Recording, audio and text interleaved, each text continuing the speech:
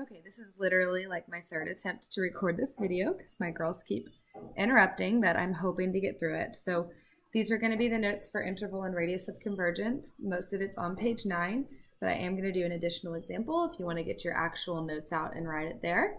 So I'm just going to read through this paragraph and sort of explain a few things before we get started with the examples. So it says, thus far we've looked at individual series that either converge or diverge. Now we're going to introduce a variable that represents a range of values from negative infinity to infinity. Each one of those variables represents a series that will converge or diverge. Our goal is to find the specific range of values that create a series that converge. This is called the interval of convergence. The radius of convergence is simply half the length of the interval of convergence. And one final note, remember to test the series created using the endpoints of your interval. Be sure to include or exclude these specific x values. And typically we'll use the ratio test when doing this. So just kind of to explain what all of that means, if you look at these examples, what's different from the previous days is this x right here, right? So what we're going to do is find the values of x that would create a series that converges. So for this particular example, think about if x equals 1, that was 1 over 2. We know that series would converge. It'd be a geometric series with r less than 1. But let's say x was 3, then that would diverge. It would be a geometric series with r greater than 1. So there are certain x values that create a converging series. And so we're going to find that interval. So this series would converge between x equals, blank and blank. And then the radius of convergence is just half the distance across. Okay, here you go. This is all. You've had so many fruit snacks today. Okay. Sorry, I had to get some fruit snacks for Leslie. All right, so kind of some additional notes if you want to copy these down. Kind of my explanation or my summary of what that paragraph said. For a series with an x, we'll find all x values for which the series converges. Okay, that's what we're doing. The interval of convergence is the interval of x values where the series converges. And the radius of convergence is half of the interval of convergence. We're going to use the ratio test to find the interval or radius of convergence. So you may pause that if you need to copy that down. And then we're going to get to the examples. All right. So example 1. Go watch Daniel, okay?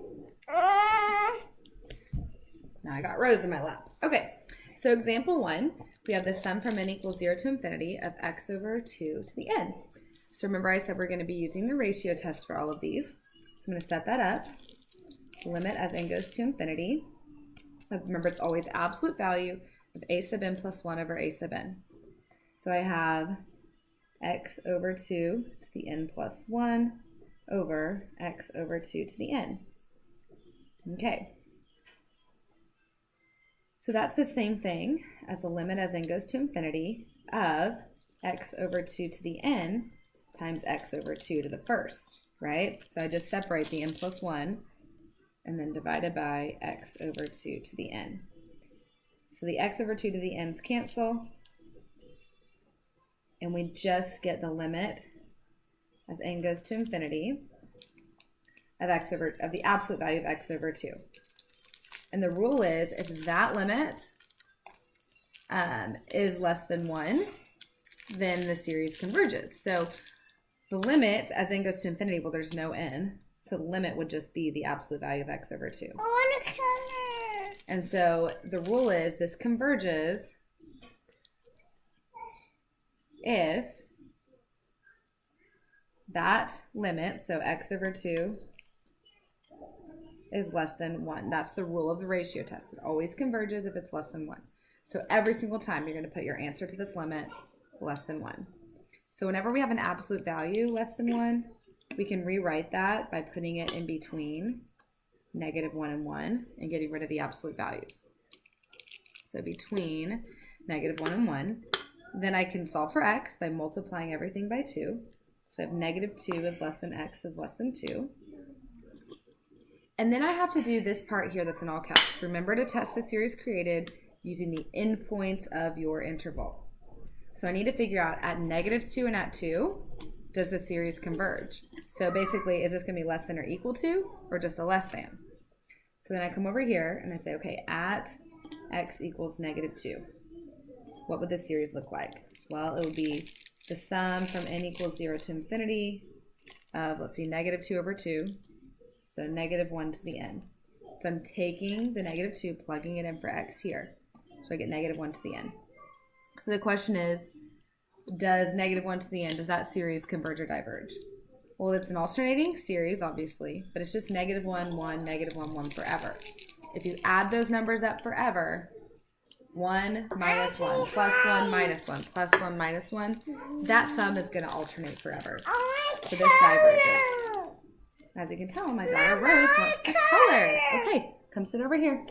You can color. Okay, I'm going to get her set up color. You want to sit over there? And here's your papers. And here you can color. There you go. What, you want the pen? Okay. All right, and she is forcing me to continue with the pencil. She wanted my pen. Okay, so that diverges. And then we're going to check out what happens at x equals positive 2.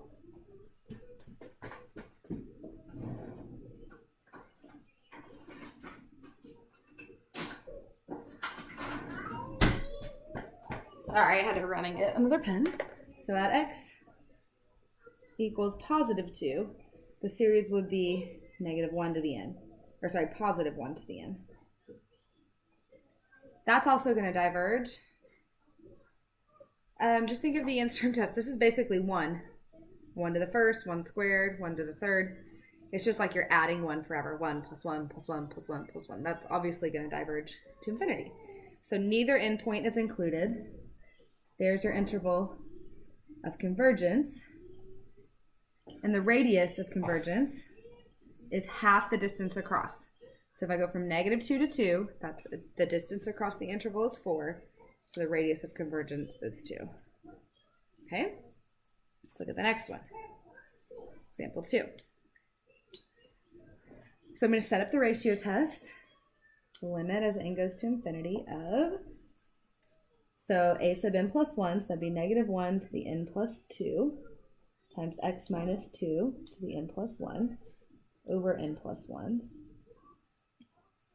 Okay, and then divided by a sub n, so negative 1 to the n plus 1 times x minus 2 to the n over n. I'm going to flip and multiply the bottom. I want the purple one. Here you go.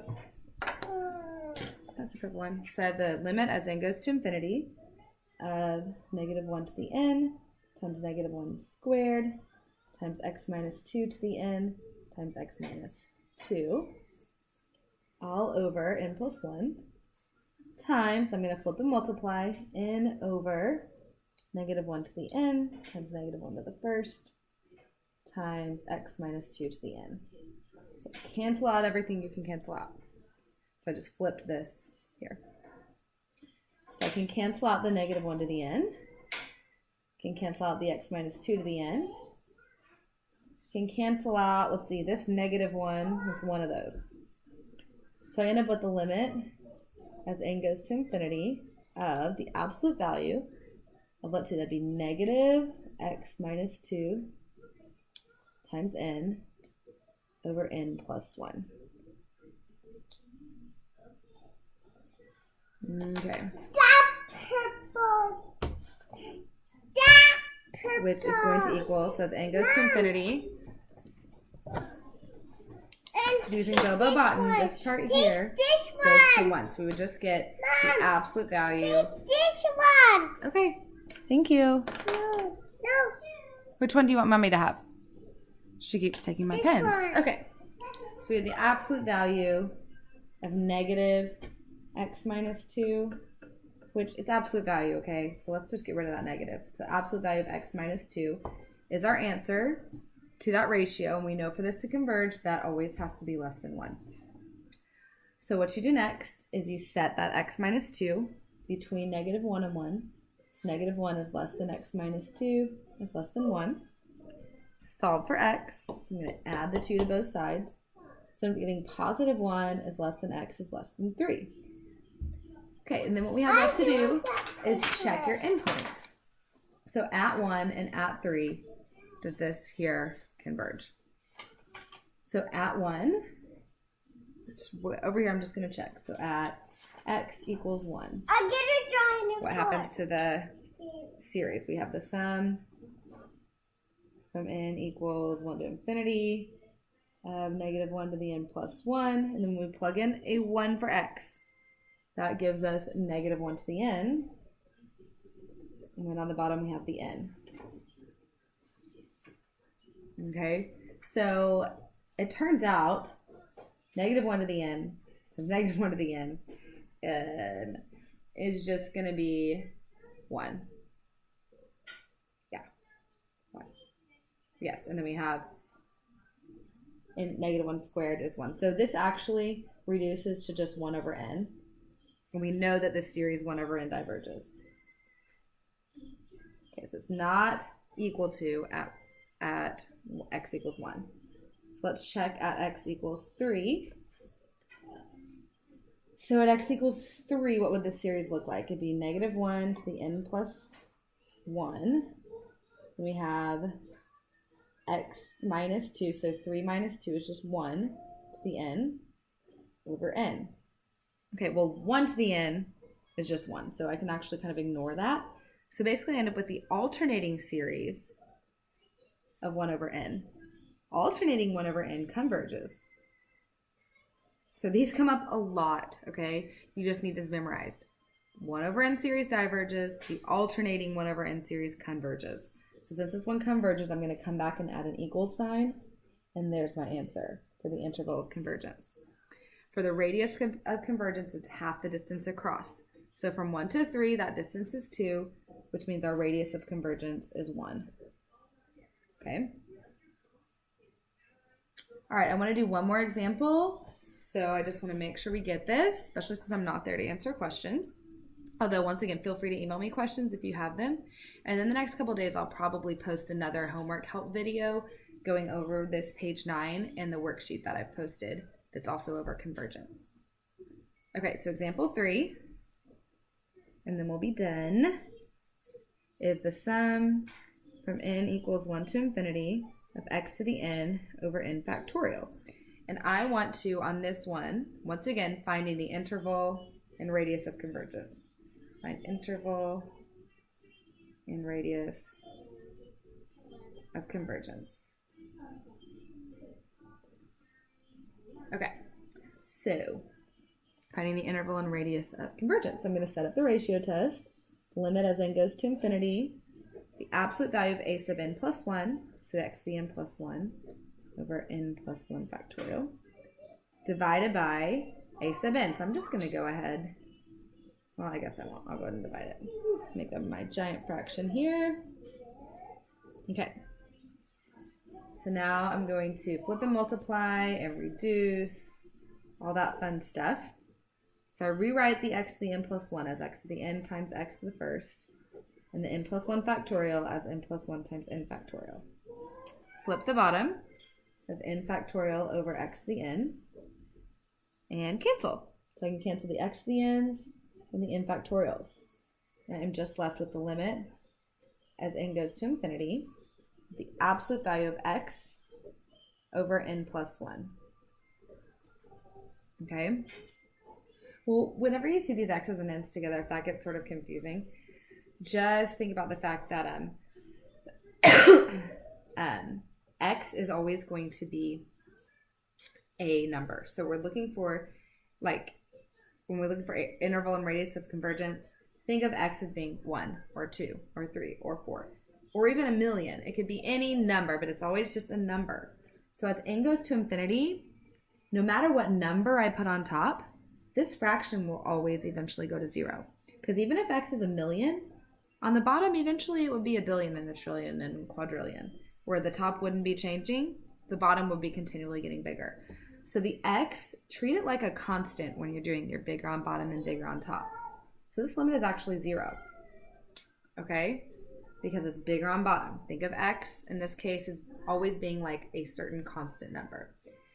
So because this limit will equal 0 no matter what we put in for x, our interval of convergence is actually infinite. So anytime this limit equals 0, which is always less than 1, So because it's always less than 1, that means this one always converges. So the interval of convergence is negative infinity to infinity.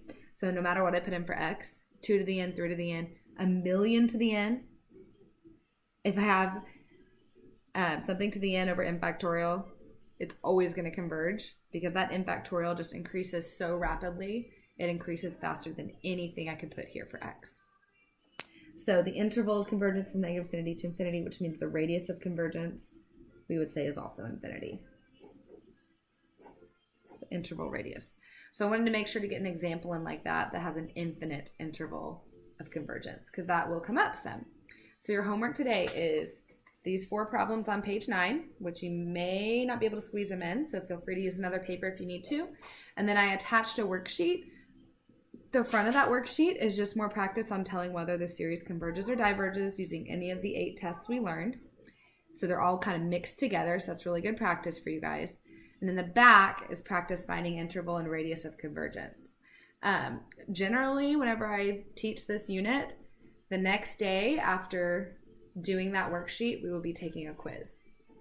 So I'm not sure yet if we're going to be taking that quiz. We won't take it the first day back, but do expect a quiz at some point over series convergence.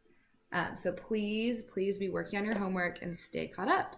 And tell your friends that this video is here. Remind them to do it. So encourage each other, get together, work together if you need to.